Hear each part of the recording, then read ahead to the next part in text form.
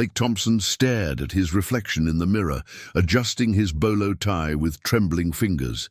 Today was his wedding day, but there were no congratulatory slaps on the back, no champagne toasts, no joy, just the weight of family obligation, pressing down on his shoulders, and the knowledge that he was marrying a complete stranger, a woman he'd only seen once from across a crowded room, her face partially concealed behind a decorative mask that his father had casually mentioned hid her unfortunate condition.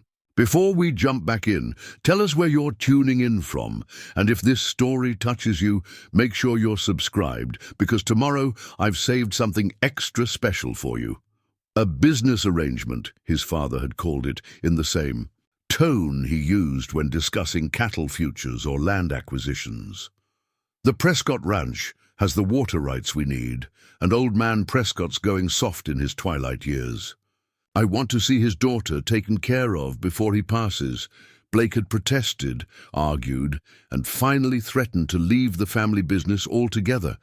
But Harrison Thompson didn't build the largest cattle empire in West Texas by backing down from a fight. "You'll do this, son," he had said, steel in his voice, "for the family, for our legacy." And so here Blake stood, about to bind his life to a woman they called Scarred Ellie, a nickname he'd overheard from gossiping ranch hands when they thought he wasn't listening. But what happened next would shake the foundations of everything. Blake thought he knew about family, loyalty, and the true nature of beauty. The Thompson estate sprawled across 5,000 acres of prime Texas rangeland, its white colonial-style mansion visible for miles around. Inside that mansion, 28-year-old Blake Thompson stood in his childhood bedroom, now feeling like a stranger in his own home. The custom-tailored black suit felt restrictive, the air conditioning insufficient against the August heat that seemed to radiate from within him rather than without. A knock at the door preceded his father's entrance. Harrison Thompson filled the doorframe with his imposing presence, 6'3", broad-shouldered even at 62, with a full head of silver hair and eyes as sharp and calculating as they'd been in his prime. "You're looking proper," Harrison said, his version of approval. "The Prescotts will be here soon." Blake met his father's gaze in the mirror. "We haven't discussed terms." Harrison's eyebrow ticked upward. "Terms? For this arrangement?" Blake turned to face his father directly. "If I'm sacrificing my future for Thompson cattle, I want something in return." A smile played at the corner of Harrison's mouth, the same smile he wore when closing a particularly advantageous deal. "I'm listening.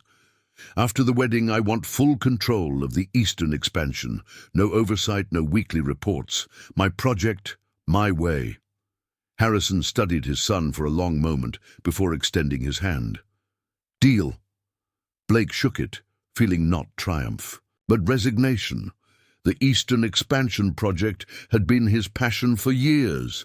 Sustainable grazing practices, modernized equipment, a model for what cattle ranching could be in the 21st century. Now it would be his consolation prize for an unwanted marriage. "And father," Blake added, dropping his hand, "after today, don't expect me to play the loving son at your dinner parties anymore. This arrangement costs me more than it costs you." Harrison's face hardened. "You think I don't know about sacrifice? I built this empire from nothing. Everything I've done has been for the family," Blake finished. "I know. You've said it enough times." The doorbell's chime echoed through the house, saving them from further conversation. Harrison straightened his own tie. "That'll be them. Come downstairs in 5 minutes." When the door closed behind his father, Blake turned back to the mirror. The man who stared back at him looked like a stranger, not the ranch manager who could ride for hours checking fence lines, who slept under the stars during cattle drives, who earned the respect of every hand on the payroll by working alongside them. This man looked trapped, cornered. He'd never understood his father's obsession with legacy, with expanding their holdings beyond what any family could reasonably manage. Thompson cattle already spanned 3 counties. The Prescott water rights, Were valuable, yes, but not worth selling his son's future. 5 minutes later, Blake descended the grand staircase to find his father conversing with Miles Prescott in the foyer. Prescott was a wiry man in his 70s, his skin weathered from decades under the Texas sun, his handshake still surprisingly strong. "Blake," Prescott nodded in greeting. "Been looking forward to this day. Your father speaks highly of you." "Mr. Prescott," Blake returned politely, noticing the absence of the bride-to-be.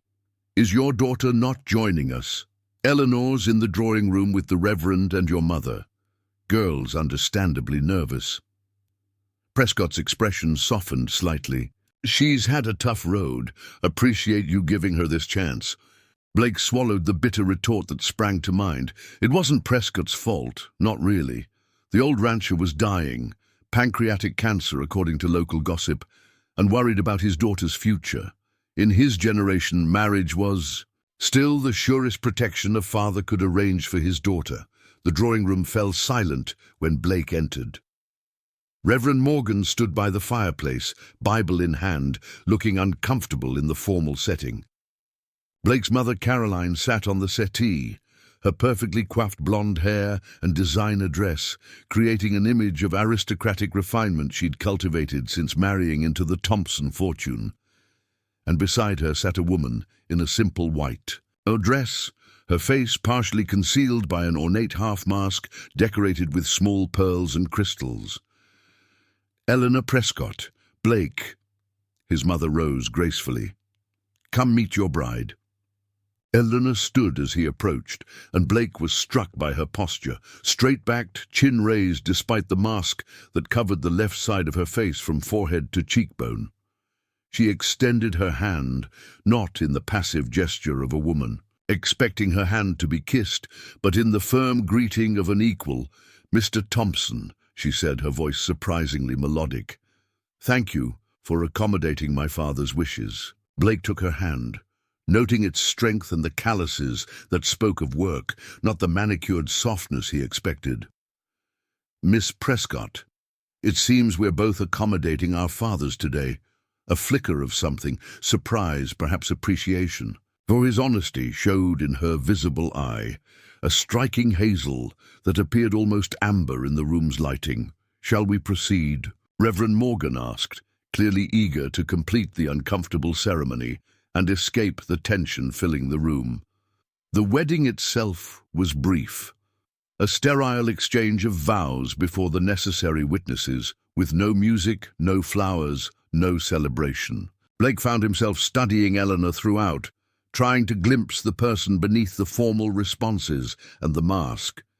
She was tall, nearly reaching his 6-foot height, with chestnut hair pulled back into an elegant knot. Her visible features were pleasant enough, straight nose, well-formed lips, strong jawline, but it was the alertness in her eye that intrigued him. She wasn't a passive participant in this arrangement. Something more complex was at work behind. That mask. When the Reverend pronounced them husband and wife, Blake hesitated before the customary kiss. Eleanor solved the dilemma by offering her hand instead. He took it, feeling oddly grateful for her pragmatism. "Congratulations," Harrison declared as signatures were affixed to certificates. "Miles, why don't we handle the property transfers?" "In my study. Caroline, perhaps you could show Eleanor to her room." "Actually," Blake interrupted, "I thought I'd show my wife around the property."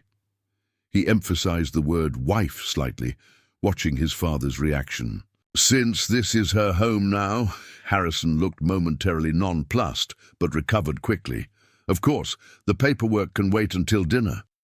"If that's agreeable to you," Blake said to Eleanor, suddenly realizing he was making assumptions. "I'd like that," she replied, her visible eye studying him with open curiosity. Once outside, Blake led them not toward the manicured gardens, but toward the working part of the ranch, the stables, the equipment barns, the staff housing. The August heat enveloped them immediately, but Eleanor showed no discomfort despite her formal attire. "Not the typical wedding day tour," she observed as they walked. I thought you might appreciate seeing the substance of the place rather than the show parts, Blake replied.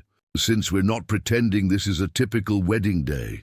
Eleanor's laugh surprised him, genuine and warm. Direct, aren't you? That's refreshing after months of people tiptoeing around everything. They reached the main stable, where the scents of hay, leather, and horses created a familiar perfume that had always scented Blake more than any meditation practice could. Riley, the stable manager, looked up in surprise from where he was adjusting a saddle. Boss, didn't expect you today of all.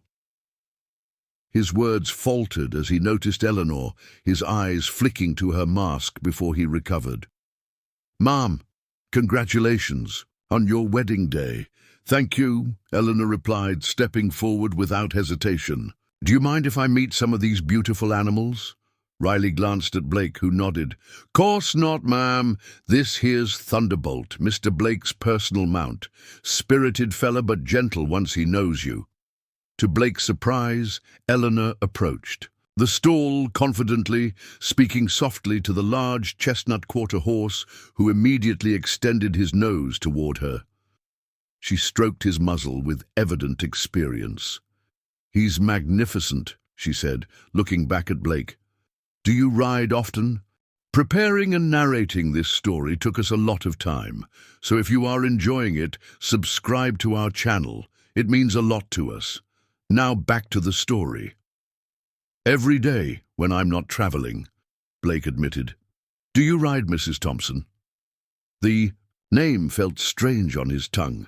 I practically grew up on horseback, she replied, continuing to stroke Thunderbolt, though our operation is smaller than yours, more focused on breeding than beef production. Blake leaned against the stable wall, reassessing his new wife. You work your family's ranch? Since I was 16, she confirmed. Much to my father's initial dismay, he had more traditional aspirations for me. Riley, sensing the personal turn of conversation, excused himself to other duties. When he was out of earshot, Blake asked the question that had been pressing on his mind. Why did you agree to this arrangement, Eleanor? You don't seem like someone who would accept being traded for water rights. Eleanor was quiet for a long moment, her attention seemingly focused on Thunderbolt. My reasons are my own for now, Mr. Thompson. But I assure you they're substantial. She turned to face him directly. I hope you'll extend me the same courtesy I'm extending you, not assuming this is simply about obedience to a father's wishes. The statement hung between them, a declaration of boundaries that Blake found himself respecting despite his frustration at the non-answer. Fair enough. And please, call me Blake. Then I'm Ellie, she replied. Only my father calls me Eleanor, usually when he's displeased with me. They continued the tour, the conversation flowing more easily than Blake had anticipated. Ellie asked intelligent questions about the operation, made observations about the differences in their ranching approaches, and showed particular interest in Blake's eastern expansion project when he mentioned it. Rotational grazing makes so much sense, she said, as they walked the perimeter of fields that would soon be subdivided into more sustainable paddocks. Dad always said it was too labor-intensive, but the long-term benefits to both the land and the cattle seem worth the investment. That's exactly my argument, Blake agreed, surprised by her knowledge. The initial setup costs are substantial, but within 3 years, we should see improved soil health, better forage quality and healthier. Cattle requiring fewer antibiotics. Have you considered incorporating sheep as companion grazers? Ellie asked. They prefer different forage than cattle, which can help with weed control and further improve pasture diversity. Blake stopped walking, studying her with new interest. I have, actually. There's a section in my proposal about multi-species grazing as a Phase 2 implementation. He paused. How do you know so much about this? Ellie smiled, the expression transforming her visible features. Agricultural science degree from Texas A&M, with a focus on sustainable livestock management. Did my father and yours neglect to mention that in their negotiations? A startled laugh escaped Blake. They certainly did. My father described you as... He hesitated, suddenly embarrassed. As what? Ellie's voice had an edge now. The scarred spinster daughter. The burden needs to be settled before dear old Dad passes on. When Blake didn't immediately respond, she nodded. That's what I thought. They walked in silence for several minutes, approaching a ridge that overlooked much of the Thompson property. The late afternoon sun cast long shadows across the landscape, the cattle in the distance appearing as dark specks against golden grassland. I'm sorry, Blake finally said. This whole situation is not what either of us would have chosen. Ellie's posture softened slightly. No, it isn't, but we're here now. She gestured toward the view. And there are worse places to be. Blake found himself studying her profile, the masked side turned away from him. May I ask about... He gestured vaguely toward the mask. The reason I'm wearing this. Ellie's hand moved reflexively toward the mask before dropping away. Not yet. I'm not ready for that conversation. All right, Blake nodded, respecting her boundary. But you should know, whatever is beneath that mask doesn't change who you've shown yourself to be today. Ellie turned to face him fully, studying him with an intensity that made him want to look away but found he couldn't. That's a nice sentiment, Blake. I hope you mean it. As they made their way back toward the main house, something shifted subtly between them. Not friendship exactly, but perhaps the beginning of an alliance. They were both pawns in their father's final power play, but neither was as powerless as those fathers believed. Dinner was a tense affair, with Harrison and Miles exchanging satisfied glances as they discussed the water rights transfer and expanded grazing access, as if the newlyweds weren't present. Caroline made polite but distant conversation with Ellie, clearly uncertain how to relate to this unusual daughter-in-law.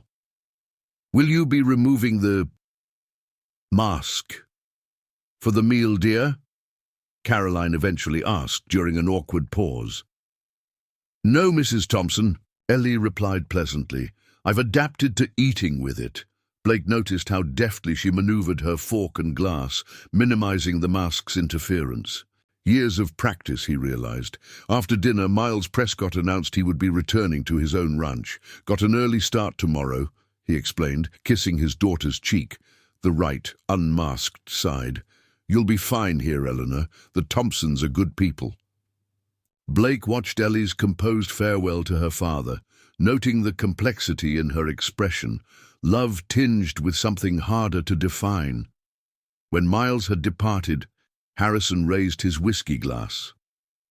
To new beginnings and stronger futures. He toasted. Blake, I've had the East Wing prepared for you and your bride. Caroline touched Ellie's arm lightly. I've had your things moved to the blue suite. I hope you'll find it comfortable. Thank you, Ellie replied, then turned to Blake with a question in her eyes. Blake understood the unspoken communication. Mother, father, it's been a long day. If you'll excuse us. As they climbed the stairs toward the East Wing, Blake sensed Ellie's increasing tension. In the hallway outside the blue suite, he stopped.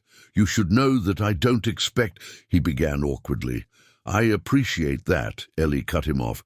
This marriage may have been arranged, but I'm not surrendering my autonomy, Blake nodded. I understand. Get some rest. Tomorrow will be an adjustment for both of us. Ellie's hand was on the doorknob when she paused. Blake, thank you for today, for treating me like a person, not a transaction. You are a person, Blake replied simply. A surprisingly interesting one. That earned him a small smile before she disappeared into her room. Blake continued down the hall to what had once been his childhood bedroom, now converted to a master suite.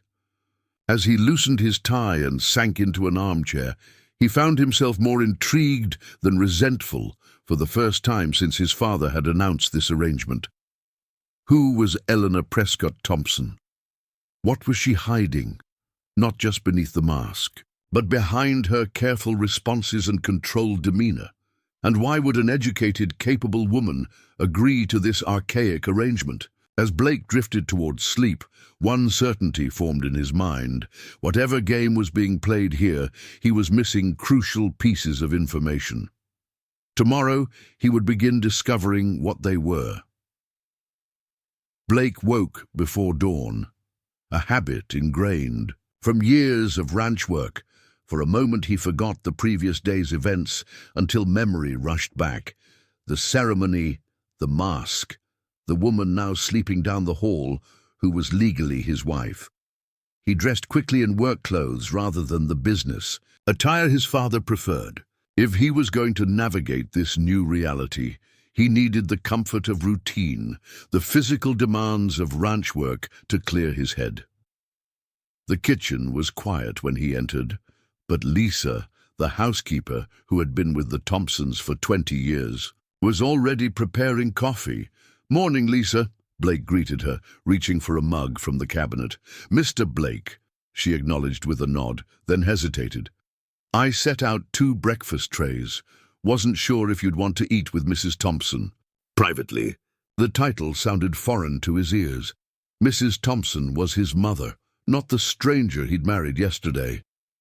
"Just mine for now. I'm heading out to check the south pasture fencing." Lisa nodded, relief evident in her expression. The household staff was clearly as uncertain about the new arrangement as he was. Blake had just finished his coffee when movement in the doorway caught his attention. Ellie stood there, dressed not in what he'd expected, perhaps a robe or nightgown, but in jeans, boots, and a practical button-down shirt. The mask was still in place, though a simpler version than yesterday's ornate one. "Good morning," she said, her voice clear in the quiet kitchen. "I hope I'm not interrupting." Lisa turned, surprise evident on her face before she schooled her expression.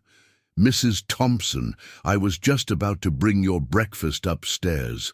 "That's very kind, but unnecessary," Ellie replied with a smile. "I'm used to early mornings, and I prefer to eat in the kitchen, if that's all right." Lisa glanced at Blake, who nodded. "Of course, Ma'am. What would you like?" "Whatever's easiest. Coffee and toast is fine." Blake studied his wife as she moved confidently into the kitchen. There was none of yesterday's ceremonial stiffness in her manner now. "I'm checking fencing in the south pasture," he found himself saying. "Would you like to join me, get a better sense of the operation?" Surprise flickered across the visible portion of Ellie's face, followed by what looked like genuine pleasure. "I'd like that, if you're sure I won't be in the way." "Bring her back for lunch, Mr. Blake," Lisa interjected. "Your father wants to discuss the press announcement at noon." Blake suppressed a groan. Of course, Harrison would want to publicize the merger of the Thompson and Prescott interests through his son's marriage. Everything was business to Harrison. Thompson. 30 minutes later, they rode side by side across the dew-dampened grassland, morning mist still clinging to the low areas. Blake on Thunderbolt, Ellie on a gentle mare named Daisy that she had immediately bonded with in the stable. "You really do ride well," Blake observed, as Ellie easily kept pace with him. "Told you," she replied, a hint of challenge in her voice. "I can probably outride you on a good day." "Is that so?" Blake couldn't help smiling at her confidence. "We'll have to test that theory sometime." They reached the south pasture fence line, where several sections had been damaged in a recent storm. Blake dismounted and began examining the posts, Ellie joining him without being asked. "Hand me those wire cutters," he asked, gesturing to the saddlebag on Thunderbolt. Ellie retrieved them, then watched his technique for a moment before saying, "I can help." This would go faster with 2 people. Blake paused, assessing her. Women who offered to help with fence repair were rare in his experience. "All right. You've done this before?" "Since I was 12, she confirmed, taking a pair of gloves from her own pocket. Dad couldn't afford as many ranch hands as he needed. They worked in companionable silence for nearly an hour, falling into a rhythm that spoke of Ellie's experience. Blake found himself impressed by her strength and precision. She was clearly no dilettante playing at ranch work. "Can I ask you something?" he finally said as they moved to the next damaged section. Depends on the question, Ellie replied, wiping sweat from her brow with her forearm, careful not to disturb the mask. The farm, science degree. Why come back to ranching afterward? Most people with those credentials end up in research or corporate agriculture. Ellie considered the question as she knelt to secure a wire to a post. I love the land, she said finally. Not the abstract idea of it, but this specific land, these specific animals, the rhythm of seasons, the problem-solving, even the hard parts. She glanced up at him. You understand that, don't you? Otherwise you'd be in an office in Dallas, not out here fixing fence lines yourself. Blake nodded, struck by how accurately she'd read him. My father never understood that. He sees the ranch as an asset, a business to be optimized and expanded. I see it as a living thing, Ellie finished for him. Something to work with, not just extract from. Exactly. Blake helped her to her feet, their eyes meeting in a moment of genuine connection. Which makes me wonder even more why you agreed to this arrangement. You could have found work on any ranch in Texas with your qualifications. Ellie's expression closed slightly. The Prescott Ranch is more than just land to me. It's home. And sometimes protecting home requires compromise. Before Blake could press further, the distant sound of an approaching vehicle drew their attention. A cloud of dust marked the approach of his father's distinctive black truck. Speak of the devil, Blake muttered. Harrison Thompson pulled up beside them, surveying their work with a critical eye before exiting the vehicle. Didn't expect to find you out here, he directed at Ellie, making no effort to hide his surprise at her work clothes and dirty gloves. Mrs. Thompson was kind enough to assist me, Blake replied before Ellie could. She's quite knowledgeable about ranch operations. Harrison's eyebrows rose slightly. Is she now? Well, I need you both back at the house. The Chronicle reporter will be there in an hour for the announcement. What announcement? Blake asked, though he already knew. Your marriage, of course. It's significant news, the union of two of the county's oldest ranching families. Harrison turned to Ellie. You'll want to clean up, I'm sure. Caroline has some appropriate outfits if you need something more suitable. Blake felt Ellie stiffen beside him, her posture straightening as if preparing for battle. Thank you, Mr. Thompson, but I have my own clothes. I'm sure they'll be perfectly adequate. Harrison's gaze lingered on her mask. And will you be wearing that for the photographs? Father, Blake warned, stepping slightly forward. It's all right, Ellie said calmly. Yes, Mr. Thompson, the mask stays. If that's a problem for your press coverage, I'm afraid you'll have to manage without my presence. Harrison's jaw tightened, but he merely nodded curtly. 1 hour, he reminded them before returning to his truck. When the dust from his departure had settled, Blake turned to Ellie. I'm sorry about that. Don't apologize for him, Ellie replied, removing her gloves. I've had a lifetime of people reacting to the mask. I'm used to it. That doesn't make it right. Ellie studied him for a moment. No, it doesn't. But it's reality. She gathered Daisy's reins. We should head back. The ride to the house was quieter than their outbound journey, a new tension hanging between them. Blake found himself angry on Ellie's behalf, but also increasingly curious about what lay beneath the mask and the careful composure she maintained. At the house, they parted ways to prepare for the press meeting. Blake showered quickly and changed into the outfit his mother had predictably laid out for him. Press slacks, a button-down shirt, and a sport coat that projected the image of a modern rancher rather than a cowboy. When he descended to the formal living room, his parents were already there, his mother fussing with flower arrangements while Harrison reviewed notes for his statement. The tension in the room was palpable. Is this really necessary? Blake asked. A simple announcement in the paper would suffice. This merger deserves proper attention, Harrison replied without looking up. The Chronicle reaches the entire region. This positions Thompson cattle as the dominant force in central Texas ranching. This merger, Blake repeated, emphasizing the word. Not my marriage. Harrison finally met his son's gaze. Your marriage is the vehicle for the merger. Don't pretend. It's anything else. And what about Ellie in all this? Have you considered how this spotlight might affect her? Eleanor Prescott agreed to the terms, Harrison dismissed. Miles assured me she understands her role.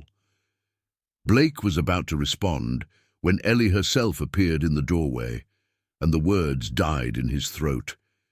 She wore a simple blue dress that complemented her figure, her hair arranged elegantly around her mask, a new one in deep blue with subtle silver embroidery that matched her outfit perfectly. She looked poised, beautiful, and utterly composed.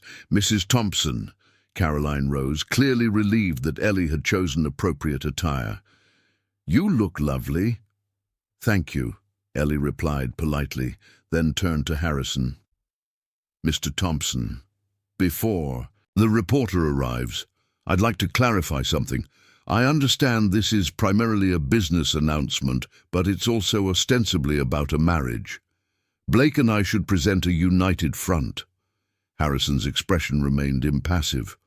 What are you suggesting? Simply that Blake and I should both speak, albeit briefly. The reporter will expect to hear from both of us. Ellie's voice was calm but firm. Otherwise, the story becomes about a business deal rather than a marriage, which could raise unnecessary questions. Blake watched his father calculating, reassessing Ellie as she stood her ground. Finally, Harrison nodded. A brief statement from each of you, then. Nothing controversial. Of course, Ellie agreed, then glanced at Blake with the slightest hint of a smile. Blake moved to stand beside her, lowering his voice. You don't have to do this. Yes, I do, she replied quietly, for reasons that go beyond today. Before he could question her further, Lisa appeared to announce the reporter's arrival. What followed was a carefully choreographed performance. Harrison expounding on the historic significance of the union between the Thompson and Prescott ranches, Caroline providing warm but vague comments about welcoming Ellie to the family, Blake offering practiced responses about honoring ranching traditions while looking to the future. When it came to Ellie's turn, she surprised them all with her poise and eloquence, speaking about agricultural sustainability and the responsibility of stewardship that both families shared. She avoided any mention of her mask, though Blake noticed the reporter's eyes continually darting toward it. Mrs. Thompson, the reporter finally asked, if you don't mind my asking, the mask is an unusual choice. Is there a story behind it? A brief silence fell over the room. Caroline looked mortified, Harrison irritated. Blake was about to intervene when Ellie responded with remarkable composure. There is indeed a story, she said pleasantly, but it's a personal one, not relevant. And to today's announcement, I'm sure you understand that some things remain private, even in a public marriage. The reporter looked chastened, but pressed on. Of course. But our readers will be curious about the new Mrs. Thompson. Can you share anything about yourself, your background, your interests? I hold a degree in agricultural science from Texas A&M, Ellie replied. My interests include sustainable ranching, practices, horse breeding, and modernizing traditional operations. I hope to bring those perspectives to my role here at Thompson Cattle. Blake watched his father's expression shift from irritation to calculating interest at this revelation. The reporter, meanwhile, scribbled furiously, clearly not having expected such credentials from what she had probably assumed was a trophy wife. The interview concluded with photos, carefully staged shots of Blake and Ellie standing together. On the porch, with the ranch stretching behind them, formal poses with Harrison and Caroline in the living room, and finally, at the reporter's insistence, a shot of just the newlyweds. Could you, maybe... The photographer gestured vaguely toward Ellie's mask. The mask stays, Blake said firmly before Ellie could respond. My wife's appearance is not up for negotiation. The photographer looked startled but quickly recovered. Of course, just a standard request for clearer facial expressions. Throughout the awkward moment, Blake felt Ellie's hand tighten slightly on his arm, not in distress, he thought, but in gratitude. When the reporter and photographer finally departed, Harrison immediately retreated to his study with a terse comment about checking cattle futures. Caroline excused herself to oversee lunch preparations, leaving Blake and Ellie alone in the formal living room. "Thank you," Ellie said quietly, "for what you said to the photographer." Blake shrugged. "It was the truth. Your choices aren't up for public discussion. Still, most people wouldn't have—" She trailed off, moving to look out the large window that overlooked the front grounds. "This isn't easy for anyone involved." Blake joined her at the window. "You handled it well. Better than I expected." "You mean better than the scarred, sheltered spinster should have been able to?" There was no bitterness in her tone, just a wry observation. "That's not what I meant. But it's what you thought yesterday, isn't it?" She turned to face him directly. "Before you knew me," Blake considered denying it, then opted for honesty, "I didn't know what to think. My father presented this as a charity case almost, a favor to your father." Ellie laughed softly, the sound surprising in its genuine amusement. "Harrison Thompson doesn't do favors without significant return. On investment." She studied Blake for a moment. "You really don't know, do you?" "Know what?" She seemed about to answer when Lisa appeared in the doorway. "Lunch is served in the garden room when you're ready." "Thank you, Lisa. We'll be right." "There," Blake replied, frustration building at the interrupted conversation. When they were alone again, he turned back to Ellie. "Know what?" Ellie shook her head slightly. "Not now. After lunch, perhaps we could ride out to the eastern boundary. See this expansion project you're planning?" Blake recognized the deliberate change of subject, but decided not to push. "All right, but this conversation isn't over." "No," Ellie agreed softly. "It's just beginning." Lunch was a stilted affair, with Caroline making valiant attempts at normal conversation while Harrison periodically checked his phone, barely disguising his impatience to return to work. Blake noticed how seamlessly Ellie managed to eat despite the mask, taking small, careful bites and keeping her face slightly angled away from direct observation. "I understand you've been showing Eleanor the property," Caroline ventured. "What do you think of our ranch?" "It's impressive," Ellie replied diplomatically. "Different from Prescott land in many ways, but beautiful." "Blake tells me you have an agricultural science degree?" Harrison interjected, his tone making it clear this information had only recently come to his attention. "Miles never mentioned that." "Dad prefers to emphasize different aspects of my marketability," Ellie said, a hint of steel beneath her pleasant tone. Education wasn't high on that list. Harrison studied her with new interest. "What was your focus?" "Sustainable grazing systems and drought-resistant forage development." Harrison's eyebrows rose slightly. "Interesting. Perhaps you should sit in on our next management meeting. Might have some useful perspectives."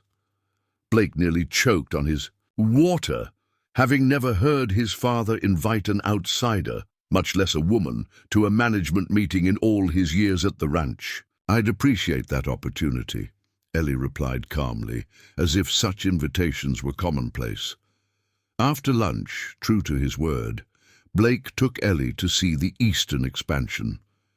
They rode across terrain that gradually changed from the well-maintained pastures of the core Thompson property to rougher land that had been recently acquired. "This is it," Blake explained, as they reached a ridge overlooking several hundred acres. "We purchased this last year from the Martinez family. Good water, sources, but it needs significant work to reach its potential." Ellie dismounted, surveying the landscape with a professional eye. "The soil quality varies significantly," she observed. "You'll need different strategies for each zone." "That's the plan," Blake agreed, impressed by her immediate grasp of the challenges. dividing it into management zones based on soil and water access. Ellie walked a few paces, bending to examine the native grasses. There's potential here. With the right approach, this could be more productive than your current grazing lands within 5 years. They spent the next hour discussing specific strategies: water, retention techniques, forage selection, grazing rotation schedules. Blake found himself engaged in the most stimulating professional conversation he'd had in months, Ellie's knowledge complementing his own in unexpected ways. As the afternoon sun began its westward slide, they sat in the shade of a lone oak tree, sharing water from Blake's canteen. The easy flow of professional discussion had broken down some of the barriers between them, creating a strange comfort neither had anticipated. "Why did you really agree to this marriage, Ellie?" Blake finally asked, returning to the question that had been nagging at him. "And don't tell me it was just to honor your father's wishes. You're too independent for that."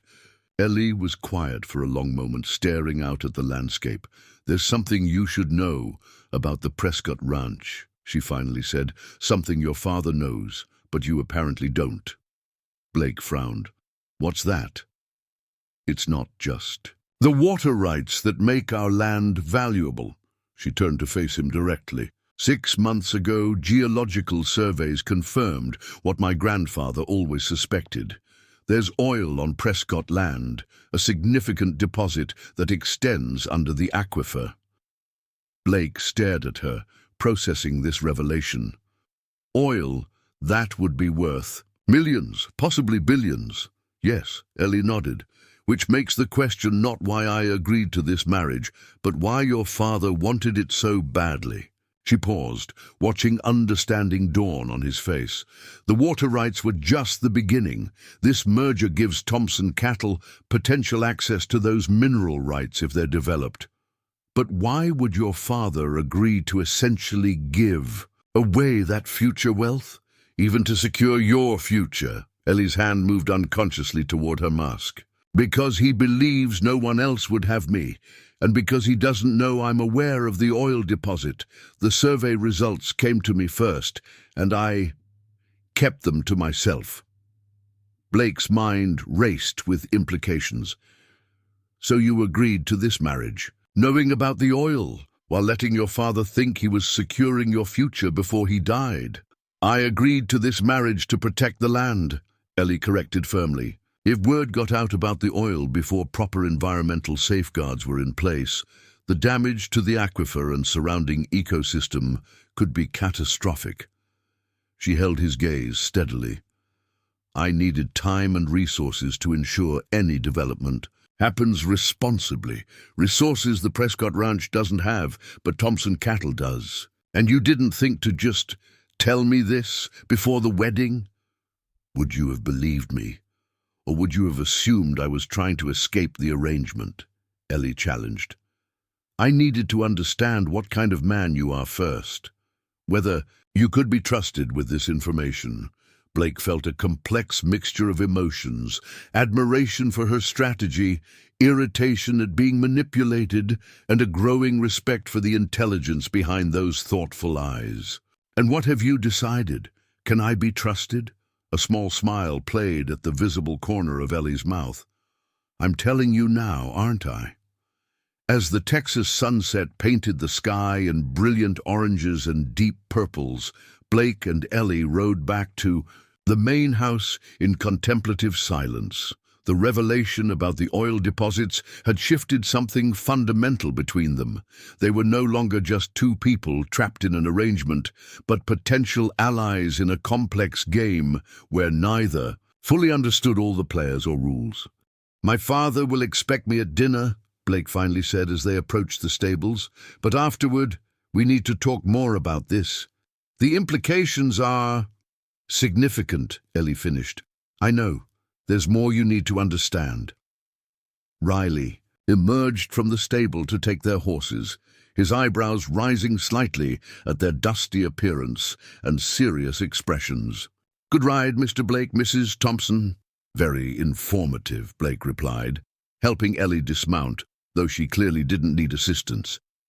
The brief touch of her hand on his shoulder felt different now, less formal, more purposeful. "Take good care of Daisy," Ellie told Riley, patting the mare's neck affectionately. "She's a magnificent animal." "Yes, Mum.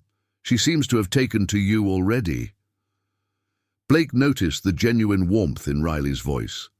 The staff were already adapting to Ellie's presence, responding to her evident knowledge and respect for the work they did. It was a stark contrast to how they had received his mother years ago. Caroline had always remained Mrs. Thompson to them, never quite bridging the gap between the household and the working ranch. Dinner was a quieter affair than lunch, with Harrison uncharacteristically subdued as he discussed market projections and recent equipment purchases with Blake. Caroline maintained polite conversation with Ellie about the household management and local social obligations the Thompsons maintained. "There's the Chamber of Commerce dinner next Thursday," Caroline mentioned. "As the newest Thompson, you'll be expected to attend, Eleanor." Blake noticed Ellie's slight stiffening at both the use of her full name and the assumption of her attendance. "I'm sure the business community is curious about our new partnership," she replied carefully, "but perhaps Blake and I should discuss our social calendar privately." Caroline looked momentarily taken aback, unaccustomed to having her social planning questioned.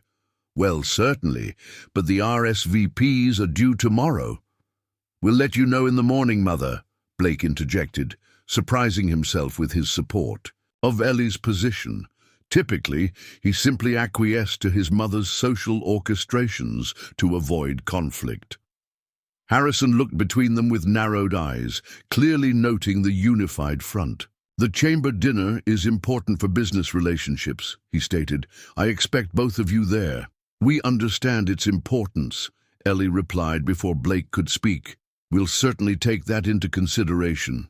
Blake suppressed a smile at the diplomatic non-answer that somehow managed to neither agree nor openly defy his father. Harrison, unused to such subtle resistance, merely grunted and returned to his meal. After dinner, Harrison retreated to his study with brandy and his tablet, while Caroline excused herself to make phone calls. Blake caught Ellie's eye and tilted his head slightly toward the back terrace. She nodded almost imperceptibly and followed him through the French doors into the warm evening air. The terrace overlooked carefully manicured gardens that eventually gave way to the natural Texas landscape beyond. High-end outdoor furniture created comfortable seating areas, currently lit by subtle landscape lighting that cast a warm glow over the space. "My father doesn't know that you know about the oil," Blake said once they were seated, keeping his voice low despite being outdoors. "He thinks he's manipulating both you and your father." "Yes," Ellie agreed, "and it's essential he continues to believe that for now." "Why? Why not confront him directly?" Ellie leaned forward slightly, her visible eye intent. "Because once he knows I'm aware of the deposit's value, the power dynamic shifts. Right now, he believes he's dealing with a naive rancher's daughter who accepted this marriage out of desperation. That perception gives me room to maneuver." Blake studied her with new appreciation. "You're playing a long game." "I have to," she replied simply. "The deposit extends under the main aquifer that feeds both our ranches and 3 neighboring properties. Improper extraction could contaminate water that thousands of cattle and several communities depend on. But responsible development is possible with the right approach and investment," Blake continued her thought, "which requires capital that Prescott Ranch lacks, but Thompson Cattle has in abundance." "Exactly," Ellie nodded. "My father refused to even consider exploring the possibility because of the environmental risks. He's old school, believes ranching is the only honorable use of the land. But with his cancer progressing, you needed to secure a position where you could influence how that land is managed after he's gone," Blake finished, the pieces falling into place. including who holds the mineral rights and how they're developed. The marriage merger puts me in that position, especially since your father doesn't realize I know what's really at stake. Ellie's hand moved to her mask in what Blake now recognized as a habitual gesture when she was thinking deeply. The question now is, where do you stand? The directness of the question caught Blake off guard. You're asking if I'm with you or my father in this? I'm asking if you care about doing this right, protecting the water, the land, and the people who depend on both while still developing resources that could benefit everyone involved. Her gaze was steady, evaluating. Or if profit is the only consideration that matters, as it seems to be for Harrison. Blake felt the weight of the moment, understanding that his answer would define not just his relationship with Ellie, but the future of both their legacies. The Eastern Expansion Project is about sustainable practices, because I believe responsibility to the land comes first, he said finally. Profit that destroys what we're meant to steward isn't profit at all. It's theft from future generations. Something shifted in Ellie's expression, a softening around her visible eye, perhaps relief. Then we might actually make this work. This being a partnership, she said simply. Your father forced this marriage, thinking he was acquiring control of assets neither of us knew the true value of. But what if instead we created something neither of our fathers anticipated? A genuine alliance, Blake mused, finding the idea surprisingly appealing. Using the combined resources of both ranches to demonstrate that responsible development and ecological stewardship aren't mutually exclusive. It would mean standing up to your father, Ellie warned. Harrison Thompson doesn't strike me as a man who easily relinquishes control. Blake laughed without humor. That's the understatement of the century. He's been the unchallenged emperor of Thompson cattle for 4 decades. And yet, Ellie observed, he gave you complete control of the Eastern Expansion. That suggests he respects your capabilities, even if he doesn't always agree with your methods. The observation was perceptive, highlighting a dynamic Blake himself often overlooked in his frustration with his father's domineering approach. It was my condition for agreeing to this marriage, he admitted. But you're right. He wouldn't have agreed if he didn't trust my judgment on some level. A comfortable silence fell between them as night fully descended, the stars emerging with the spectacular clarity only possible far from city lights. The situation remained complicated, the future uncertain, but Blake felt something he hadn't expected, hope that this forced union might evolve into something meaningful. There's something I need to ask, he said finally, something I've been wondering since yesterday. Ellie's posture tensed slightly. The mask. Not what's beneath it, Blake clarified quickly. That's your story to share when or if you choose. But how long have you worn it? It seems so integrated into your life. Ellie's hand rose unconsciously to touch the edge of the mask. Since I was 16, she replied after a moment. 12 years now. And no one questions it, in college or professional settings? People always question it, she said with a hint of weariness. They just don't always do so directly. I became adept at deflection, at redirecting attention to my work rather than my appearance. It helped that I excelled academically, gave people something else to focus on.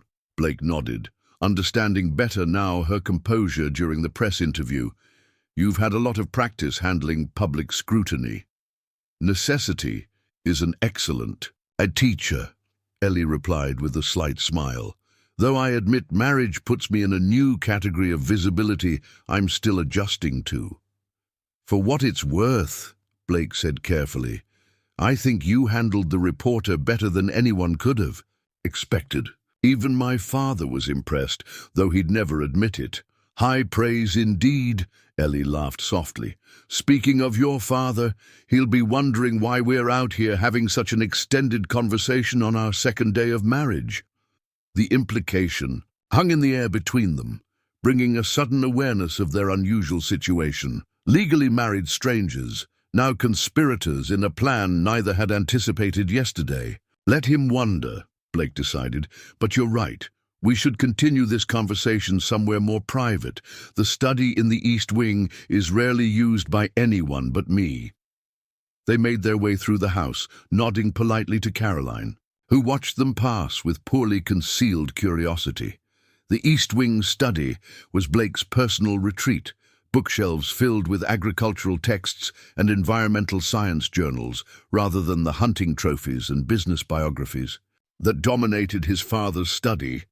This feels more like you, Ellie observed, taking in the space with evident appreciation. The rest of the house has your mother's influence, but this room is the one place I don't have to be Harrison Thompson's son, Blake finished. Just myself. Ellie moved to examine the bookshelves, running her fingers along the spines. Holistic Management by Alan Savory. Dirt to Soil by Gabe Brown. You've been studying regenerative agriculture for some time. Since college, Blake confirmed. Though my father dismisses most of it as impractical idealism. Yet he gave you control of the Eastern expansion, Ellie reminded him, selecting a book and paging through it. Perhaps he's more open to new approaches than you give him credit for. Or he's letting me experiment on a relatively small portion of the ranch to prove it won't work on a large scale, Blake countered, pouring 2 glasses of water from a carafe on his desk. Harrison doesn't relinquish control without a strategic purpose. Ellie accepted the water with a thoughtful nod. Like father, like son. What does that mean? Just that your condition for this marriage, control of the Eastern expansion, shows similar strategic thinking. She smiled slightly. Which is encouraging, given what we're up against. Blake conceded the point with a rueful smile. So what's our next move? We can't exactly keep having secret strategy sessions without raising suspicions. We don't need to, Ellie replied, seating herself in one of the comfortable leather chairs. As newlyweds, we have every reason to spend time together. Even better, we have legitimate professional collaboration on the Eastern expansion as cover for our discussions. While we develop a plan for the oil deposit, Blake nodded, appreciating her forethought. But there are still variables we can't control. Your father's health, for one. Ellie's expression sobered. The doctors give him 3 to 6 months. When he passes, his ownership stake in Prescott Ranch transfers to me, including the mineral rights. That's when your father will likely make his move to consolidate control, and we need to be ready before that happens, Blake concluded, with a comprehensive plan for sustainable development that's too compelling to dismiss. Exactly. One that addresses environmental protections, profit sharing with affected neighbors, and community benefits. Ellie leaned forward, clearly in her element, discussing strategy and planning. The key is to have everything in place before Harrison realizes I know about the oil. Blake found himself admiring not just her intelligence, but her passion and ethical compass. This was no simple business arrangement for Ellie. It was a mission to protect something she deeply valued. Why did you trust me with this? He asked suddenly. You took an enormous risk telling me about the oil. I could have immediately told my father. Ellie considered him thoughtfully before answering. The way you spoke about the land yesterday and today, not as a possession, but as a responsibility. The respect you show your workers, how you defended me to the photographer without hesitation. She paused. Small things that reveal character. I've learned to be observant over the years. Something warm and unexpected unfurled in Blake's chest at her words. The feeling of being truly seen and understood, perhaps for the first time in years. There's something else you should know, Ellie continued, setting down her water glass. About my father's condition and his motivations for this arrangement. I'm listening. The cancer has affected his cognitive function in recent months. His decisions haven't always been sound. Ellie's voice held carefully controlled emotion. When your father approached him about the merger through marriage, Dad was having a particularly difficult week.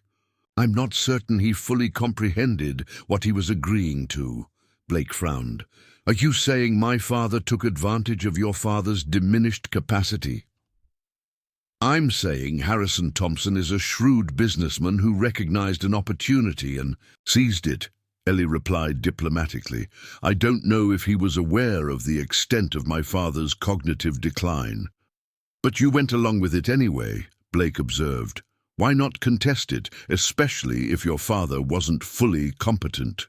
To make such arrangements? Because by the time I fully understood what had been arranged, I had also received the geological survey results. Ellie's gaze was steady.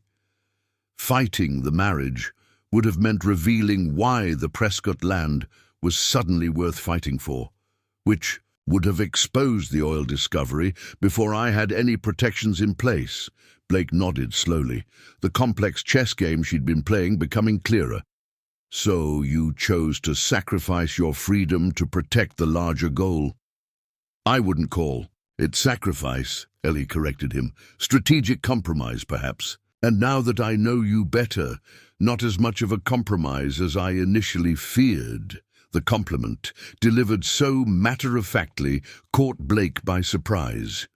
Before he could respond, a knock at the study door interrupted them. Lisa's voice called through. Mr. Blake, your father is asking to see you in his study. Blake exchanged a glance with Ellie. Tell him I'll be there in 5 minutes, Lisa. Yes, sir. When Lisa's footsteps had receded, Ellie stood. He's probably wondering why we're closeted away together. Let him wonder, Blake said, standing as well. But you're right. I should go. We don't want to raise suspicions this early. We'll continue tomorrow, Ellie agreed. Perhaps you could show me the financial projections for the Eastern expansion. That would give us a legitimate reason to spend time reviewing documents and discussing plans. Blake nodded, appreciating her practical approach. Good idea. Meet me here after breakfast. As they left the study together, Blake found himself hyper-aware of Ellie's presence beside him, the subtle scent of her perfume. Something clean and herbal rather than flowery, and the confident way she moved. Their marriage might have begun as a business transaction, but it was rapidly evolving into something far more interesting. Harrison was waiting in his study, a glass of expensive bourbon in his hand and a satisfied expression on his face that immediately put Blake on alert. You wanted to see me? Blake asked, remaining standing rather than taking a seat. The Chronicle article will run tomorrow, Harrison replied, sliding a tablet across his desk. They sent an advance copy. Take a look. Blake picked up the device and scanned the article. The headline read, Ranching Dynasties Unite, Thompson-Prescott Marriage Signals New Era in Texas Agriculture. The piece was largely as expected. Glowing descriptions of both families' histories, quotes from the interviews, and strategic emphasis on the business implications of the union. What caught Blake's eye, however, was the careful framing of Ellie's mask as an elegant signature accessory rather than addressing any disfigurement or injury. The reporter had gone out of her way to portray Ellie as mysterious and sophisticated rather than damaged. Surprisingly good coverage, Blake commented, keeping his tone neutral as he returned the tablet. The reporter was more respectful than I expected. I may have had a word with the editor before publication, Harrison admitted with a self-satisfied smile. Suggested that the Thompson cattle advertising budget could increase or decrease depending on the tone of the article. Blake felt a flash of anger at his father's manipulation, but kept his expression impassive. I see. And was that before? Or after you arranged this entire marriage without consulting me? Harrison's smile faded. I thought you'd moved past that grievance. You're getting the Eastern Expansion project, aren't you? And Eleanor seems more suitable than anticipated. Her agricultural knowledge could be quite useful. That's not the point, Blake replied, carefully channeling his frustration toward the known issue rather than revealing what he'd learned about the oil. You made a life-altering decision for me without my input, treating me like an asset rather than your son. Harrison sighed, setting down his bourbon. Someday you'll understand, Blake. Business and family can't always be separated when you're responsible for an operation of this size. I did what was necessary to secure Thompson Cattle's future, your future, by using me as a bargaining chip. By creating an alliance that benefits everyone involved, Harrison corrected. The Prescotts needed security for their daughter and their legacy. We needed the water rights and additional acreage. You needed a push towards settling down and thinking about the next generation of Thompsons. He leaned forward. Sometimes the best decisions aren't the ones that feel good at the moment. Blake studied his father, seeing the absolute conviction in Harrison's eyes. The man truly believed he'd done the right thing, not just for the business, but for his son. In his own domineering way, Harrison Thompson thought he was being a good father. I should get back to Ellie, Blake said finally, choosing not to continue an argument neither would win. We were discussing the Eastern Expansion project. Harrison's eyebrows rose slightly. Already talking business with your bride? That was quick.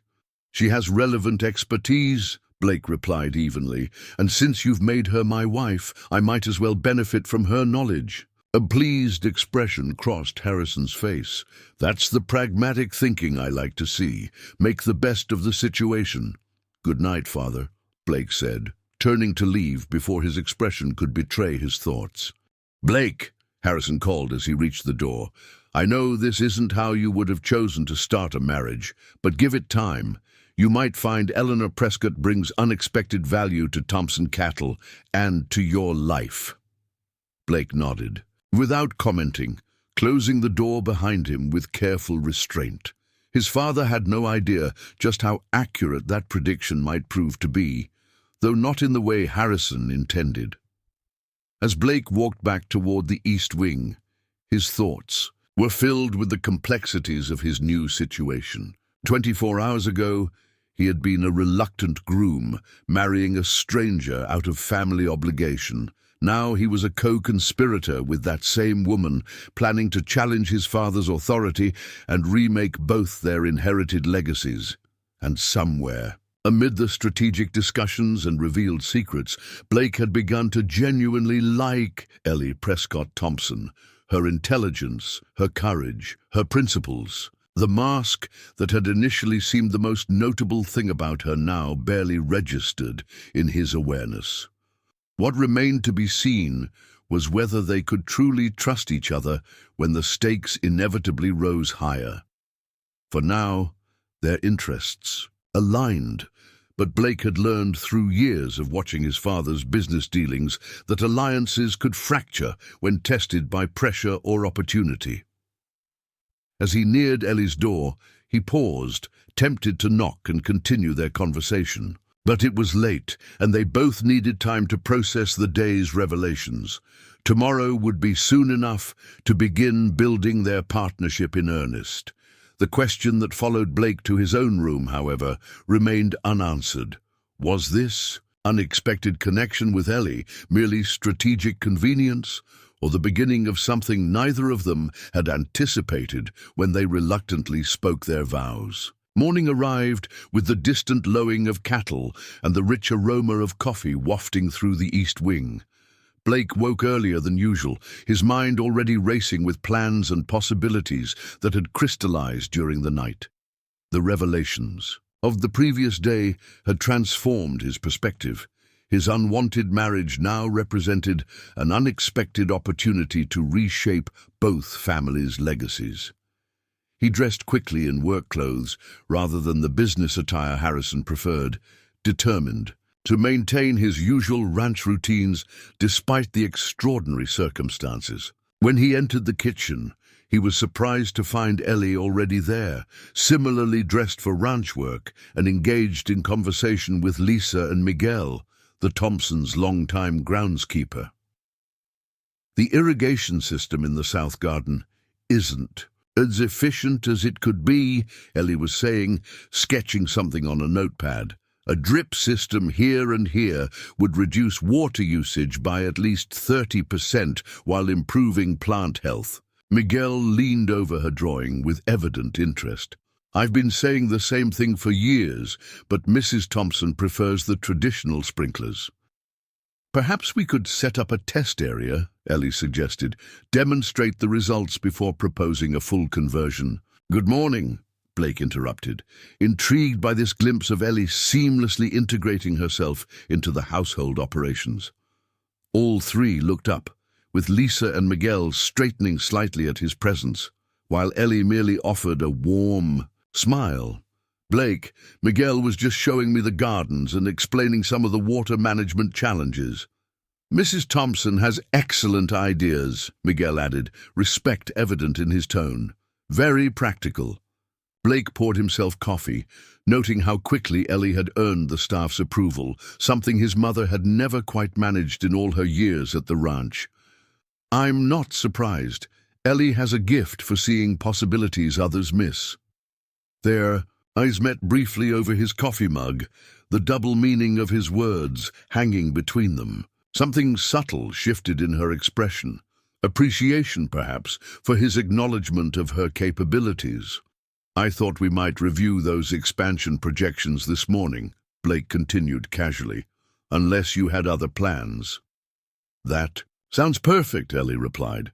I was hoping to understand more about your vision for the eastern section. After breakfast, they retreated to Blake's study with a legitimate reason that would satisfy any curious observers, including Harrison, who had nodded approvingly when Blake mentioned their plans to review the Eastern expansion documents. Your father seems pleased that we're working together, Ellie observed once the door closed behind them. He thinks I'm making the best of the situation by utilizing your agricultural expertise, Blake replied, retrieving folders from his desk drawer. Which isn't wrong, just incomplete. The best deceptions always contain significant truth, Ellie noted, taking a seat at the small conference table that occupied one corner of the study. Speaking of which, I've been thinking about our approach to the oil situation. Blake spread the expansion plans across the table, but kept his attention on Ellie. I'm listening. We need more information before we can develop a comprehensive plan, she said, absently touching her mask as she organized her thoughts. Specifically, we need an updated geological survey that precisely maps the deposit's boundaries and depth, and an environmental impact assessment focusing on the aquifer protection. Both require bringing in outside experts, Blake pointed out, which risks alerting my father that we're investigating something beyond standard ranch operations. Ellie nodded. That's why I think we should incorporate it into your Eastern expansion planning. The groundwater study you already proposed for assessing irrigation potential could easily be expanded to include deeper geological assessments without raising suspicions. Blake studied her with growing admiration. Using my existing project as cover, that's clever. It also gives us legitimate reason to meet with environmental consultants who can advise on responsible extraction methods, Ellie continued, all framed as due diligence for your sustainable ranching initiative, which protects us from my father's interference because he's already granted me autonomy over the Eastern project, Blake concluded, appreciating the elegant strategy. This could work. They spent the next hour reviewing the actual expansion plans, with Ellie offering insights that genuinely improved Blake's original vision. Her suggestions about drought-resistant forage varieties and innovative water conservation techniques were exactly the kind of expertise he needed. Their professional collaboration, providing perfect cover for their broader conspiracy.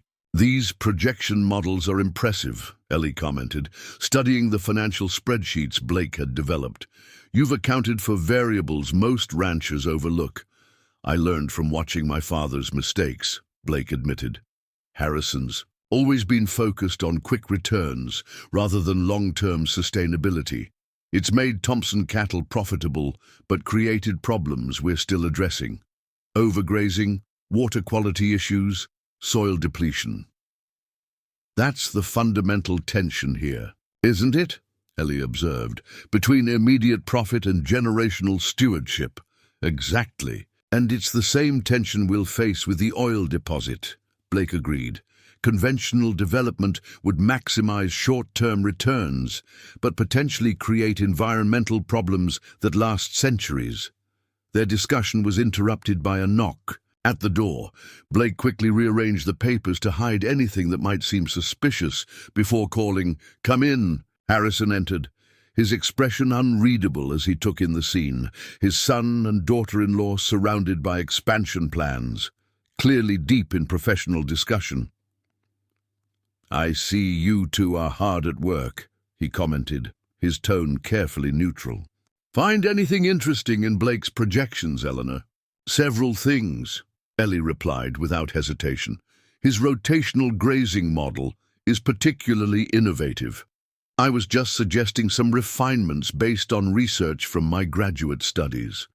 Harrison nodded slowly, his calculating gaze moving between them. "I'm pleased to see you taking such interest in ranch operations. Many women in your position would be more concerned with redecorating their new home." Blake tensed at the condescension in his father's tone, but Ellie merely smiled. "Different interests for different people, Mr. Thompson.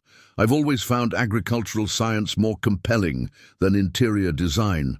"Clearly," Harrison replied, his eyes lingering briefly on her mask before returning to Blake. "I need you in the North Pasture this afternoon. The new bull delivery is arriving, and I want your assessment before we finalize payment." Of course, Blake agreed, recognizing both the legitimate request and his father's subtle reassertion of authority. "Ellie, would you like to join me? Your breeding expertise could be valuable." A flash of surprise crossed Harrison's face before he masked it.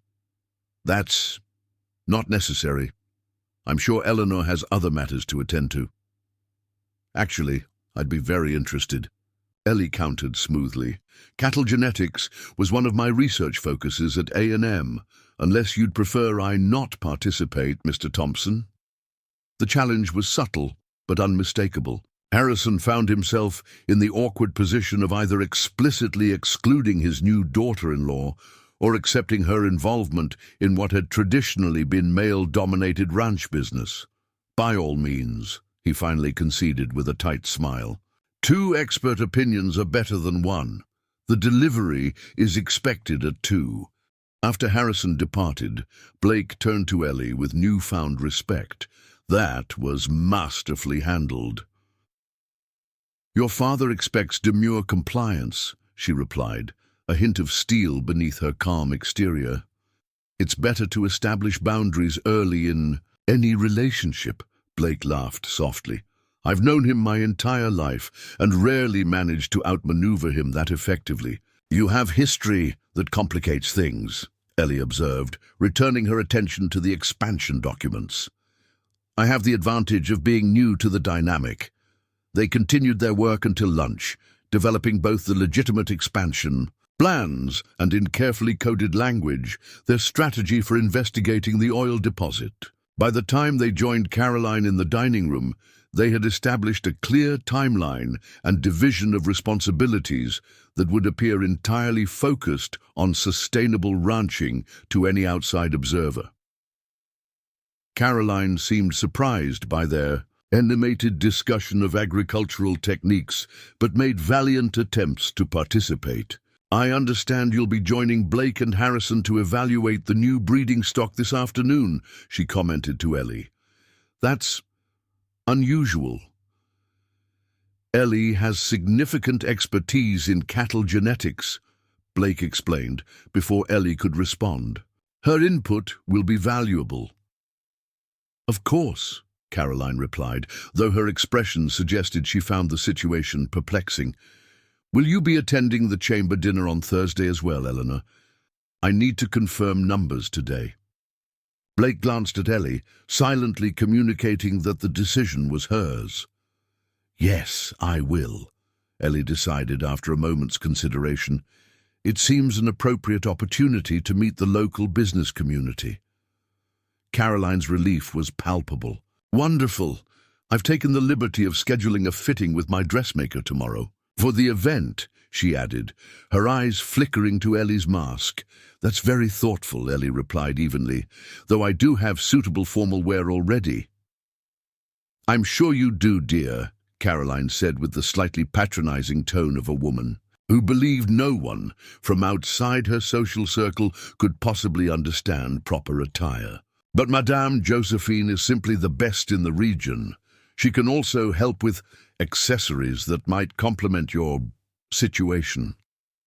Blake winced at his mother's clumsy attempt at tact, but Ellie remained composed. Thank you for the suggestion, Mrs. Thompson. I'll consider it. The remainder of lunch passed in strained conversation until Blake finally excused them both to prepare for the afternoon's livestock evaluation. As they walked toward the stables, he finally addressed the tension. I apologize for my mother. She means well, but lacks subtlety. No need to apologize, Ellie assured him. I've encountered far worse attempts to fix my appearance. At least your mother's approach was well-intentioned, if misguided. Still, you shouldn't have to manage other people's discomfort with your choices. Ellie stopped walking, turning to face him directly. Is that what you think this is? A choice? The question hung between them, charged with unspoken history. Blake carefully considered his response. Whatever led to the mask being necessary, continuing to wear it in the face of social pressure demonstrates remarkable strength. That part, at least, seems like a choice, and one I respect. Something in Ellie's posture eased slightly. Thank you for that. Most people assume I'm either hiding something shameful or seeking attention. I've learned you don't do anything without good reason, Blake replied simply. The moment was interrupted by Riley approaching with horses already saddled for their ride to the north pasture. Thunderbolt for you, Mr. Blake, and I thought Mrs. Thompson might prefer Daisy again. She seemed to take care of her yesterday. Perfect, Riley, thank you, Ellie said warmly, moving toward the gentle mare who nickered in apparent recognition. The ride to the north pasture took them through some of the most beautiful sections of Thompson land, rolling hills dotted with mature oak trees, expanses of native grasses shimmering in the afternoon sun, clear streams cutting through occasional ravines. Blake found himself seeing the familiar landscape through new eyes, imagining how it appeared to Ellie and feeling an unexpected pride in his family's stewardship, despite his criticisms of his father's methods. This is truly magnificent country, Ellie commented, echoing his thoughts as they crested a hill that provided a panoramic view. Different from Prescott land, more varied in terrain and vegetation. The diversity makes management more challenging, but provides resilience, Blake explained. Different zones can thrive under different conditions, so we rarely face total failure even in drought years. Smart design, whether intentional or accidental, Ellie observed. A bit of both. My grandfather had an intuitive understanding of ecological principles before they had scientific names. He purchased parcels specifically to create a connected system of different landscapes. They arrived at the north pasture holding pens to find Harrison already there with Vince Martinez, the ranch foreman, and a trailer containing 3 impressive bulls. The animals were being unloaded with careful precision into separate evaluation pens. Right on time, Harrison acknowledged their arrival. The Hereford and 1 Angus are for the main herd improvement program. The 2nd Angus is specifically selected for the Eastern expansion genetics you requested, Blake. Blake dismounted, surprised by his father's apparent support of his breeding preferences for the expansion project. I appreciate that. Don't thank me yet, Harrison cautioned. The price premium for those specific genetics was substantial. I expect results to justify the investment." As they approached the pens, Blake noticed Harrison watching Ellie with barely concealed skepticism as she dismounted and moved confidently toward the animals. Vince, the foreman, looked equally uncertain about her presence in what had traditionally been an all-male evaluation process. "Mrs. Thompson," Vince nodded politely, if stiffly. "Blake mentioned you have experience with breeding stock." "I do," Ellie confirmed, approaching the nearest pen without hesitation. "This Hereford has excellent conformation. Quality bloodlines, I assume?" "Rockford champion lineage," Harrison replied, his tone suggesting he was testing her knowledge. "Thought so. I recognize the distinctive shoulder structure and head profile," Ellie commented, moving to study the animal from different angles. "Good choice for improving meat-to-bone ratio in your existing herd." Blake suppressed a smile at the barely concealed surprise on both his father's and Vince's faces.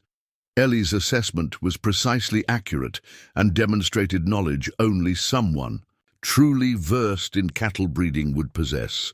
The evaluation continued, with Ellie offering insightful observations about each animal, occasionally asking penetrating questions about genetic testing results and performance metrics that even Blake hadn't thought to request. By the time they finished examining the third bull, Harrison's attitude had shifted noticeably from skepticism to reluctant respect. "Your assessment aligns with the breeder's claims," he finally acknowledged. "Vince, process the payment and get these boys settled into their adaptation pens." As Vince moved to handle the administrative details, Harrison turned to Blake and, "Ellie, I have to admit, Eleanor, your expertise is impressive. Miles never mentioned your level of involvement in the Prescott breeding program. Dad preferred to present me in certain ways to potential business partners," Ellie replied diplomatically. "My operational role at the ranch wasn't something he emphasized." Harrison's eyes narrowed slightly, reassessing her with the calculating gaze Blake knew well, the look his father got when recalibrating his understanding of an asset or opportunity. "Perhaps we've been underutilizing your capabilities," Harrison mused. "Blake mentioned you'll be joining us at the chamber dinner Thursday. I'd like you to meet some of our key business associates." "I look forward to it," Ellie replied smoothly. Though Blake detected a hint of wariness beneath her polite response, they rode back to the main house together, Harrison unusually talkative as he detailed the Thompson breeding program's history and future goals. Blake remained mostly silent, observing the shifting dynamic between his father and wife with fascination. Harrison Thompson rarely changed his assessment of people, yet Ellie had managed to force a re-evaluation in less than 48 hours. When they reached the stables, Harrison excused himself for a business call, leaving Blake and Ellie to unsaddle their horses together. "That went better than expected," Blake commented quietly as they worked. "Your father values competence above most things," Ellie observed, removing Daisy's saddle with practiced ease. Once he saw evidence of mine, his attitude adjusted accordingly. "Don't underestimate him," Blake warned.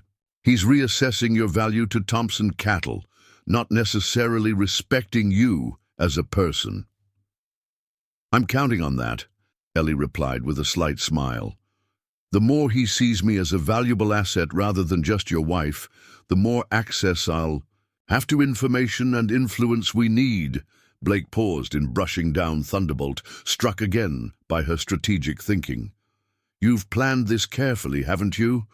Gradually reveal your expertise to gain his confidence. When you've spent years being underestimated because of this," she gestured toward her mask, "you learn to use people's assumptions to your advantage." As they finished caring for the horses, Blake found himself increasingly drawn to Ellie's complex blend of vulnerability and strength, principle and pragmatism. Their arranged marriage had begun as a business transaction, but was evolving into something neither could have anticipated: a genuine partnership based on shared values and complementary skills. That evening, dinner conversation centered on the chamber event. With Carolyn explaining the complex social hierarchy Blake knew Ellie would be expected to navigate. "The Prestons will certainly want to meet you," Caroline explained. "Their daughter married into the Henderson shipping family last year, quite the advantageous connection. And the Whitfields control most of the agricultural banking in the region. So Harrison will want you both to spend time at their table." "I'm familiar with regional business networks," Ellie assured her. "My father may have preferred traditional roles, but he did ensure I understood the importance of relationships in the industry." "Of course, dear," Caroline replied with the same slightly condescending tone she'd used at lunch, "but Thompson events operate at a different level than what you might be accustomed to from Prescott gatherings." Blake intervened before the conversation could become more awkward. "Mother, Ellie has attended agricultural conferences across the country. I'm sure she'll manage a local chamber dinner without difficulty." The subtle rebuke silenced Caroline temporarily, though her expression suggested she remained unconvinced of her new daughter-in-law's social readiness. Later that night, Blake found himself unable to sleep, his mind racing with the day's developments and the complex game they were now playing. The stakes were enormous, not just the oil wealth, but the environmental future of the region and both families' legacies. A soft knock at his door startled him from his thoughts. When he opened it, Ellie stood in the hallway, still fully dressed. "Despite the late hour, I'm sorry to disturb you," she said quietly. "But I've been thinking about our timeline, and there's something we need to discuss that couldn't wait until morning." Blake stepped back, inviting her into his room with a gesture, crossing a boundary that suddenly seemed both significant and natural. "What is it?" Ellie entered, her expression troubled behind her mask. "I received a call from my father's doctor while you were meeting with Harrison this evening. Dad's condition has deteriorated more rapidly than expected.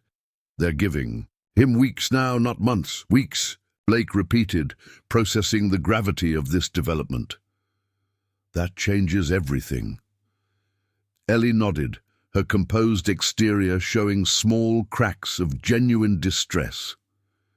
"We don't have the luxury of the timeline we discussed earlier.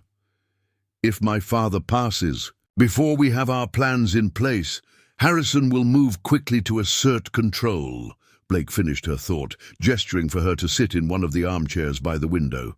"How certain is the prognosis? Dr. Winters has been treating Dad for over a year. He's been conservative in his estimates until now." Ellie sank into the chair, the weight of the situation evident in her posture. "The cancer has spread to his liver. They're transitioning him to palliative care only." Blake poured water from the carafe on his nightstand, handing her a glass before taking the opposite chair. The intimacy of the late-night conversation in his bedroom wasn't lost on him, but the urgency of their situation overshadowed any awkwardness. "We need to accelerate everything," he said after a moment's consideration. "The environmental assessment, the updated geological survey, all of it. Can we arrange it that quickly without alerting your father?" Ellie asked, her voice steady despite her evident concern. Blake leaned forward, mind racing through possibilities. "I have contacts at Tech Soil Environmental from previous ranch projects. They're discreet and can prioritize assessments if the price is right." He paused, considering. "But we'll need funding that won't trigger Harrison's oversight." "I have access to a separate account my grandfather established," Ellie offered. "Dad never touched it, considering it my dowry of sorts. Ironic, given the circumstances." "How much are we talking about?" "Nearly 200,000. Not enough for large-scale development, but sufficient for the preliminary assessments we need." Blake nodded, impressed once again by her foresight. "That should cover comprehensive testing and give us leverage to negotiate with potential development partners on our terms." "I'll need to visit the Prescott Ranch tomorrow," Ellie said. "Check on my father and access some documentation we'll need." Would that raise suspicions if I went alone? Not if we frame it right. Blake considered their options. I could accompany you, tell my parents we're collecting some of your research materials relevant to the Eastern expansion. Harrison would find that plausible given your performance today. Relief flickered across Ellie's visible features. Thank you. I'd appreciate the support. Dad might not recognize me. It happened last time I visited. The admission carried more weight than her composed tone suggested. Blake reached across the space between them, briefly touching her hand in a gesture of comfort that surprised them both. I'm sorry, Ellie, about all of it. She didn't pull away from the contact, her gaze holding him for a moment that stretched beyond mere alliance into something more personal. Thank you for understanding what's at stake, for treating me as a partner. You've more than proven yourself worthy of that respect, Blake replied honestly. A comfortable silence settled between them, the night sounds of the ranch filtering through the partially open window, distant cattle, the occasional calling of nightbirds, the whisper of wind through oak leaves. For the first time since their hasty wedding, Blake felt a sense of genuine connection forming, not just strategic alignment, but something more fundamental.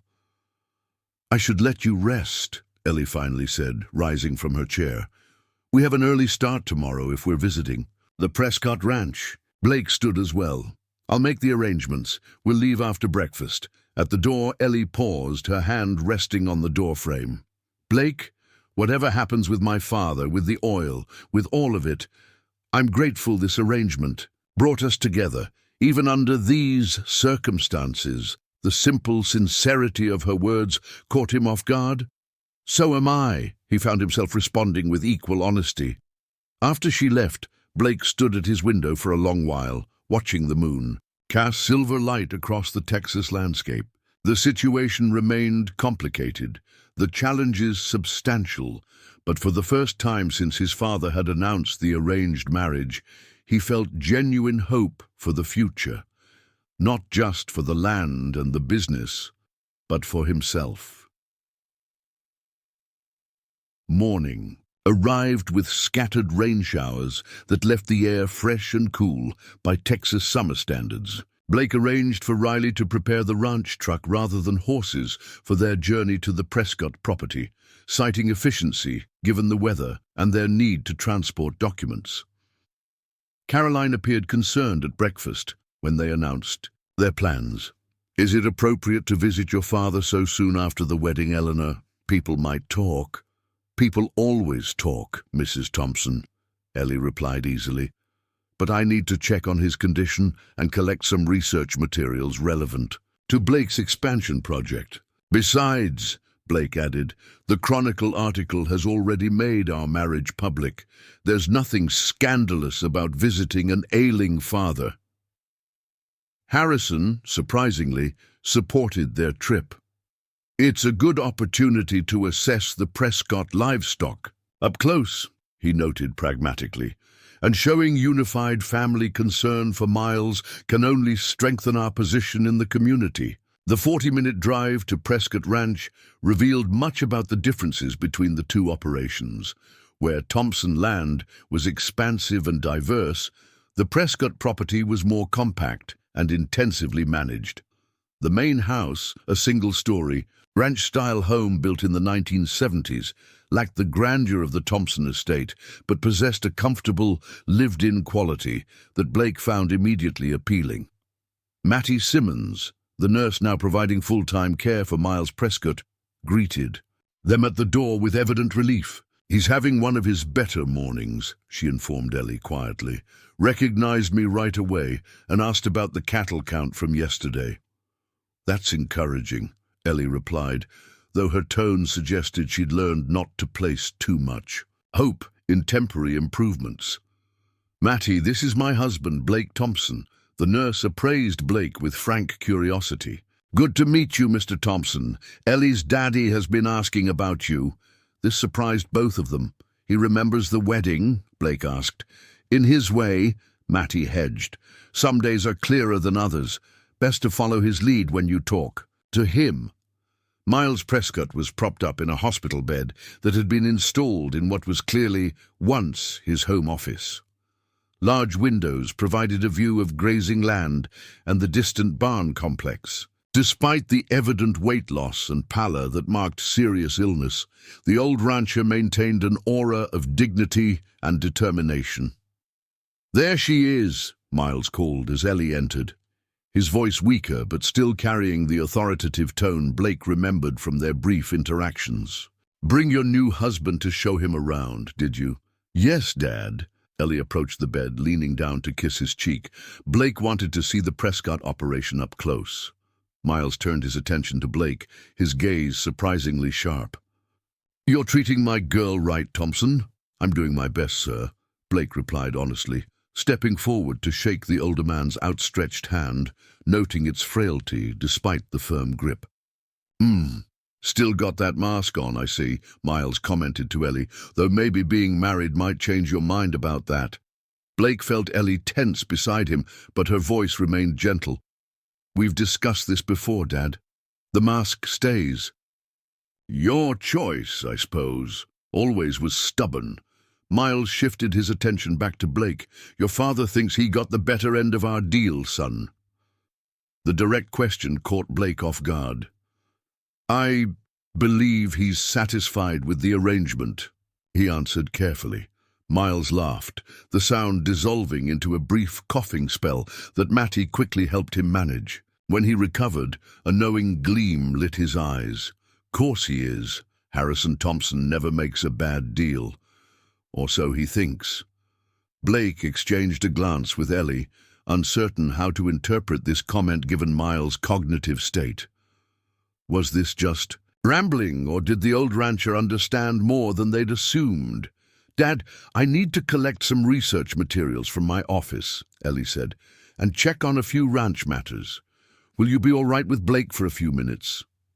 "I've faced tougher company," Miles quipped. "Go on with your business. Boy and I will get acquainted." When Ellie had left with a concerned backward glance, Miles gestured for Blake to sit in the chair beside the bed. "She told you yet about what's under the south pasture?" Blake's pulse quickened.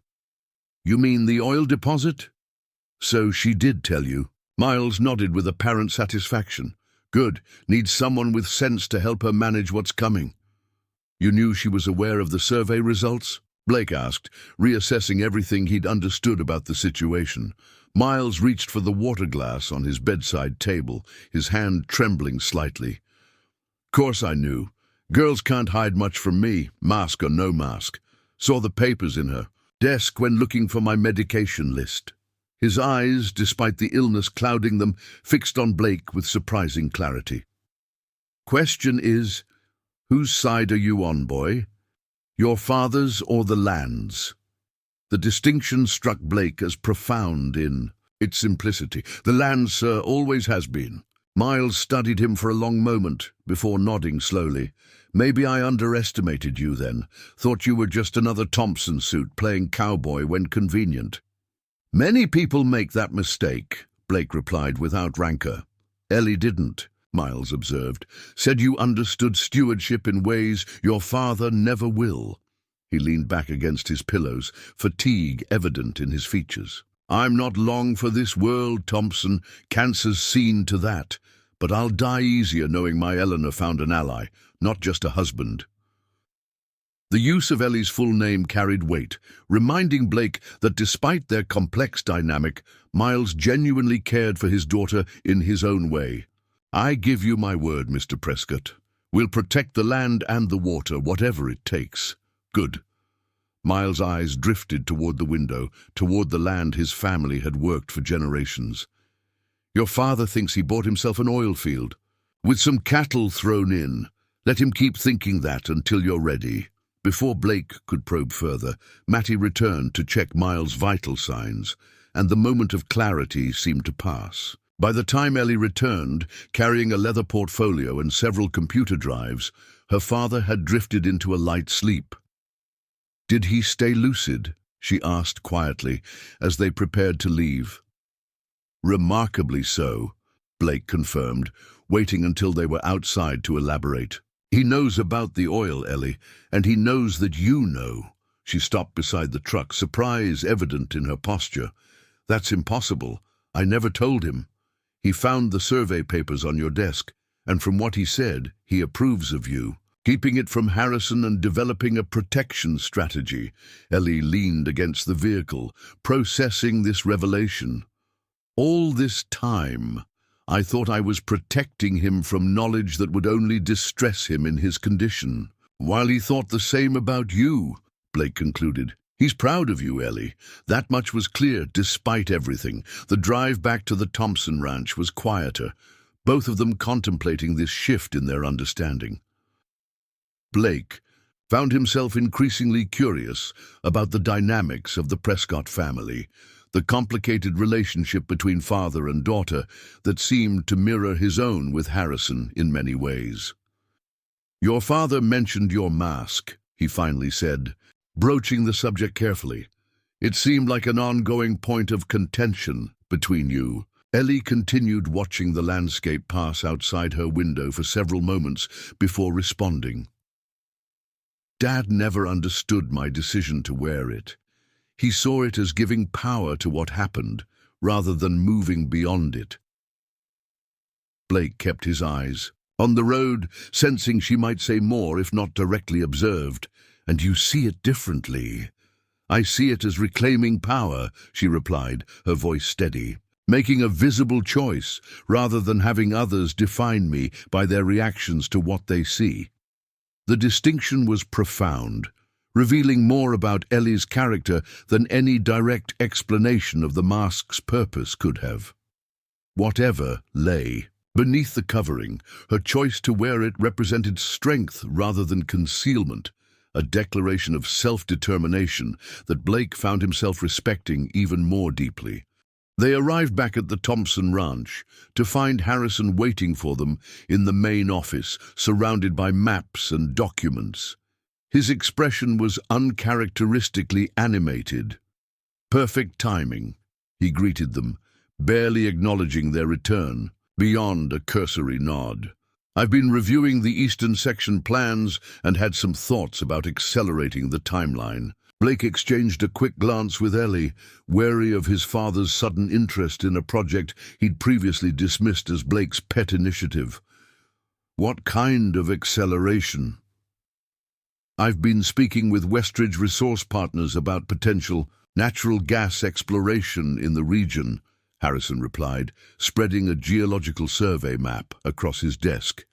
"Their preliminary assessments suggest the formation might extend into our new acquisition." The mention of Westridge, a company known for aggressive extraction techniques with minimal environmental safeguards, sent a jolt of alarm through Blake. "Since when are we considering energy development on Thompson land?" "Since it became financially prudent," Harrison replied smoothly. "The cattle market projections for next year are concerning. Diversification is simply good business." "Westridge doesn't exactly have a sterling environmental record," Blake pointed out, struggling to keep his tone neutral. "Their last 3 projects resulted in significant groundwater contamination." Harrison's expression hardened slightly. "They've updated their processes since those incidents. Besides, the potential returns could fund your Eastern expansion project twice over." "At what cost to the land and water?" Blake challenged. "Always the idealist." Harrison sighed, his gaze shifting to Ellie. "Perhaps your new wife can offer a more balanced perspective, given her academic background. What do you think about natural gas development, Eleanor? Properly managed, of course." The question was a trap, and they both knew it. Harrison was testing Ellie's alignment with Blake's environmental concerns, or with the broader Thompson business interests Harrison represented. "I think," Ellie replied carefully, "that any resource development decision should be preceded by comprehensive environmental impact assessment, particularly regarding aquifer protection. The economic benefits could indeed be substantial, but only if extraction methods prioritize long-term land viability." Her diplomatic response seemed to satisfy Harrison while avoiding direct opposition. Reasonable perspective, which is why I've arranged for Westridge's assessment team to visit next week. They'll conduct preliminary testing to determine viability. Next week, Blake repeated, alarm rising. That's moving awfully fast for a direction we've never seriously discussed. The market waits for no one, Harrison replied dismissively. Besides, it's only a preliminary assessment. No commitments yet. The yet hung in the air like a promise or a threat. Blake recognized his father's tactics from countless previous business maneuvers. Create momentum toward his preferred outcome, present it as inevitable, and steamroll any opposition with the appearance of reasonableness. I'd like to review their proposed testing protocols before they arrive, Blake said, fighting to maintain his composure. And I want our own environmental consultant present during any testing. Harrison's eyebrows rose slightly. That seems unnecessarily adversarial for a preliminary survey. It's due diligence, Blake countered. If we're considering this direction, we should understand exactly what we're getting into from the beginning. After a tense moment, Harrison nodded curtly. Fine, have whoever you want present. But this is happening, Blake. The agricultural landscape is changing, and Thompson Cattle needs to change with it. When they finally escaped Harrison's office, Blake led Ellie directly to the stables, where they could speak privately, while ostensibly checking on the horses. The physical activity of brushing Thunderbolt helped channel Blake's agitation as he processed this unexpected development. "This complicates everything," he said quietly, ensuring no stable hands were within earshot. "If Westridge conducts testing, they'll discover the oil deposit that extends from Prescott Land." "Sooner than we planned," Ellie agreed, her own hands moving methodically over Daisy's coat. "But perhaps we can use this to our advantage." Blake paused his brushing. "How?" "Your father is focused on natural gas. If Westridge discovers oil instead, it changes the negotiation entirely." Ellie's eyes met his, calculation evident in her gaze. "We could use the surprise factor to delay any immediate action while we position our own environmental protection plan." "That's assuming Westridge would prioritize oil over gas," Blake pointed out. "They're equally happy to extract either." "True, but different resources require different extraction methods and permits," Ellie countered. "The regulatory process for oil drilling near an aquifer is more stringent than for natural gas in this county. It would buy us time." Blake considered this angle, impressed by her quick, strategic thinking. "We still need our own assessment completed before they arrive. Can you access your grandfather's account quickly?" "First thing tomorrow," Ellie promised. "I'll contact the bank and arrange the transfer." Their conversation was interrupted by Lisa appearing at the stable entrance. "There you are. Mrs. Thompson, Madame Josephine has arrived for your fitting. Mrs. Caroline is quite insistent that you not keep her waiting." Ellie suppressed a sigh. "Please tell Mrs. Thompson I'll be there." Momentarily, when Lisa had departed, Blake shook his head in frustration. "The chamber dinner seems trivial compared to what we're facing, but maintaining appearances is crucial right now. We can't afford to raise Harrison's suspicions by bucking too many social conventions at once." "I understand," Ellie assured him. "I'll endure Madame Josephine and her inevitable comments about complimenting my unique feature while you reach out to tech soil. The sooner we have our own data, the stronger our position." As they walked back toward the house, Blake found himself struck by the absurdity of their situation. Forced into marriage as pawns in their father's business machinations, now united in a secret effort to outmaneuver both families' expectations, while preparing for a high-stakes confrontation with a resource extraction company. Yet beneath the strategic alliance, something else was growing. A genuine respect and affection that neither had anticipated. Blake found himself increasingly drawn to Ellie's resilience, intelligence, and principled determination.